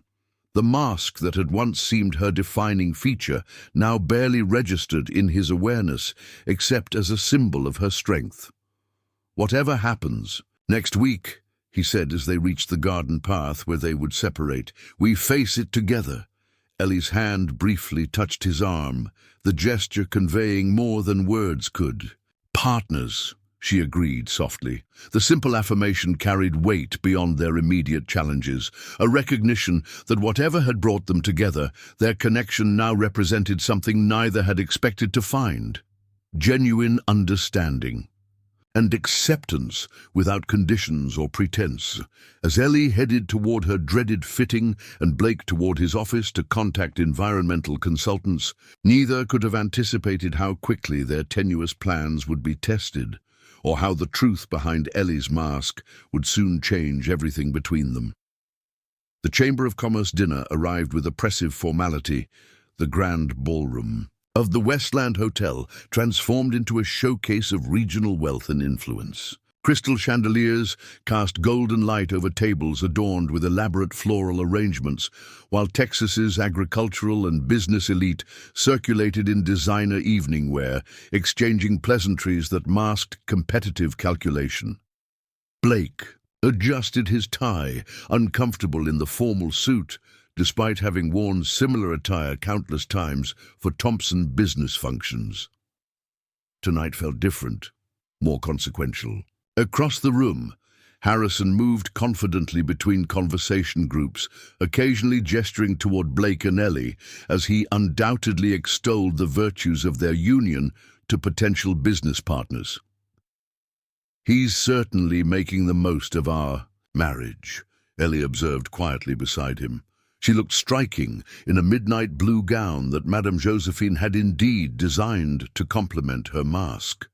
A slightly more elaborate version crafted from the same material as her dress, embellished with subtle silver embroidery. "To Harrison, everything is a business opportunity," Blake replied, "even family." "Mr. and Mrs. Thompson," a smooth voice interrupted. They turned to find James Westridge approaching, champagne flute in hand. The CEO of Westridge Resource Partners was younger than Blake expected, perhaps 40, with the tailored appearance of new money trying to fit into old money circles. "I've been looking forward to meeting you both. Your father speaks highly of your ranch management innovations, Blake." Blake shook the offered hand with carefully concealed reluctance. "Mr. Westridge, I understand your team will be visiting our property next week." "Indeed, we're quite excited about the potential partnership." Westridge's attention shifted to Ellie, his eyes briefly registering her mask before politely focusing on her visible features. "And Mrs. Thompson, Harrison mentioned your agricultural science background, an unusual specialization for a rancher's daughter. No more unusual than environmental engineering would be for an oil executive's son," Ellie replied smoothly, referencing Westridge's own background with subtle precision. Westridge's smile tightened momentarily before recovering. "Taché, I see Harrison has acquired not just water rights but sharp intellect through this merger." He turned back to Blake. "Our preliminary research suggests significant potential in the eastern section. We're particularly interested in the geological formation that extends beneath the shared aquifer with Prescott Land." Blake maintained his neutral expression with effort. "We're equally interested in protecting that aquifer.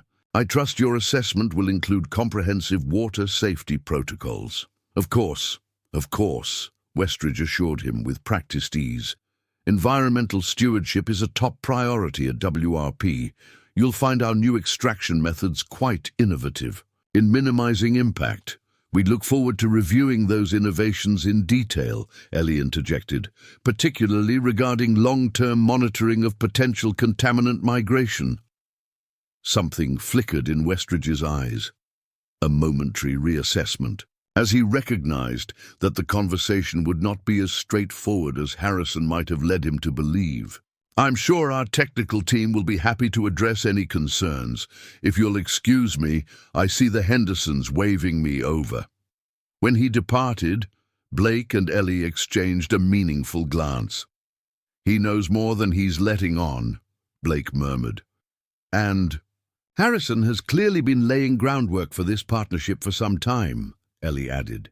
"Westridge specifically mentioned the formation extending beneath Prescott Land. That's not something he would know without detailed geological survey data. The implications were disturbing. Had Harrison somehow acquired information about the oil deposit before orchestrating the marriage?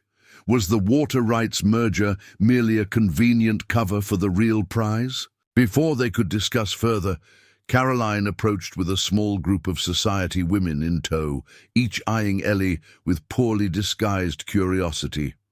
"Eleanor, dear, Mrs. Whitfield has been so eager to meet you. Her garden club provides arrangements for all the major charity events in the county." The next hour dissolved into a parade of introductions, each interaction requiring careful navigation of social expectations while maintaining their united front. Blake watched with growing admiration as Ellie handled probing questions and barely veiled comments about her mask, with graceful deflection, never allowing herself to be diminished or defined by others' curiosity. It was nearing midnight when they finally escaped, the Texas night warm and star-filled as they walked to their car in blessed silence. Blake loosened his tie with a sigh of relief. "You were remarkable there. Even the Whitfields were won over by the end." "Years of practice," Ellie replied, slipping off her high heels to walk barefoot across the parking lot, the simple action speaking to a level of comfort between them that had developed with surprising speed. "Though I must admit, your mother's social circle is particularly persistent in their investigation techniques. They've elevated gossip gathering to an art form," Blake agreed wryly. "But you've given them something new to consider. A Thompson wife with her own mind and expertise." The drive home was companionable, their conversation shifting to the upcoming Westridge assessment and their counter-strategy. Tech Soil Environmental had agreed to conduct their own testing the following day, giving them crucial independent data. Before Westridge's team arrived, as they approached the Thompson Ranch entrance, Blake slowed the car unexpectedly, turning onto a narrow side road that wound up toward a hilltop overlooking the property. "Where are we going?" Ellie asked, curious, rather than concerned. "Somewhere I think you might appreciate," Blake replied, continuing along the unpaved track until they reached a clearing at the crest of the hill. The view was spectacular. The entire Thompson Ranch spread out below them, moonlight silvering the landscape into a tapestry of fields, forests, and waterways. In the far distance, the lights of the Prescott homestead were just visible, a reminder of their connected futures. "My grandfather brought me here when I was 8, Blake explained, turning off the engine. "Told me that whenever ranch decisions felt overwhelming, I should come up here to remember what I was really responsible for. Not profit margins or headcounts, but this." He gestured toward the vista, "the land itself and everyone who depends on it." "It's beautiful," Ellie said softly, her gaze taking in the expansive view. "Thank you for sharing it with me." They sat in comfortable silence for several minutes, the enormity of their task somehow more manageable when viewed from this perspective. "Blake," Ellie finally said, her voice holding a new note of resolution, "there's something I need to show you, something you deserve to know before we go any further with our plans." He turned toward her, recognizing the significance of the moment. "You don't have to—" "Yes, I do," she interrupted gently. "This partnership we've formed, it requires complete trust, and that means no more secrets between us." With steady hands, she reached up and slowly removed the mask that had defined her in the eyes of others for so long. Blake found himself holding his breath, not from apprehension about what might be revealed, but from awareness of the profound trust she was placing in him. The moonlight illuminated her face clearly, revealing not a disfiguring scar as he had been led to expect, but unblemished skin on one side and an intricate pattern on the other, geometric lines and swirls in deep blue-black, extending from her temple down her cheek to her jawline. "It's a traditional Maori tamoko," she explained, watching his reaction carefully. "My mother was from New Zealand, from the Ngati Poro iwi. This design tells the story of her lineage and mine." "It's beautiful," Blake said honestly, understanding. "Dawn. But why hide it behind a mask?" Ellie completed his thought. "When I first received it at 16, as part of connecting with my mother's heritage after her death, the reactions were difficult. My father was horrified, not because of how it looked, but because of how others treated me. In the conservative Texas ranching community, the traditional marking made me an instant outsider." She traced the lines with her fingertips, the gesture clearly one of pride rather than shame. "The mask began as protection, not for me, but for others who couldn't see past their own discomfort. Over time, it became a test. Only people who respected me with the mask would truly value me without it." Blake understood with sudden clarity. "Including potential husbands your father might choose." "Exactly," Ellie nodded. "I knew anyone who married me, believing they were accepting a disfigured bride out of pity or business obligation, would reveal their true character in time. The mask let me observe without being truly seen. Until you decided someone was worthy of seeing the truth," Blake concluded, profoundly moved by her trust. "My heritage is central to who I am," Ellie continued. "My mother taught me that our connection to land isn't just about ownership. It's about responsibility to protect it for future generations. The oil discovery merely gave me the means to honor that teaching on a larger scale." The pieces fell into place for Blake. Her passionate commitment to environmental protection, her strategic patience, her willingness to enter an arranged marriage for the greater purpose of land stewardship. The values reflected in the tamoko weren't foreign to his own beliefs. They were the foundation of everything he'd been trying to achieve with the Eastern expansion. "Thank you," he said simply, "for trusting me with this." Ellie's smile, unrestricted by the mask for the first time, transformed her face with a radiance that took his breath away. "Partners should see each other clearly, don't you think?" The moment between them shifted, deepening into something neither had anticipated when they'd reluctantly spoken their wedding vows days earlier. Blake reached across the space between them, his hand gently tracing the intricate pattern on her cheek with a reverence that acknowledged its significance. "Partners," he agreed softly, the word now carrying meanings beyond their strategic alliance. As they sat together beneath the Texas stars, the challenges ahead remained formidable. Harrison's ambitions, Westridge's impending assessment, the accelerated timeline forced by Miles Prescott's declining health. But in that moment of genuine connection, something fundamental had changed. The cattle baron's son, who had been forced to wed a scarred woman for business reasons, now found himself grateful for the arrangement that had brought this remarkable woman into his life. The truth behind Ellie's mask hadn't exposed weakness or damage, but rather a depth of heritage, principle, and courage that mirrored his own deepest values. Their journey forward would not be easy, but they would face it together, not as reluctant pawns in their father's business machinations, but as true partners united by shared vision and growing affection. The land that had been intended to divide their families had instead become the foundation for a union neither could have imagined, but both now embraced with hope and determination.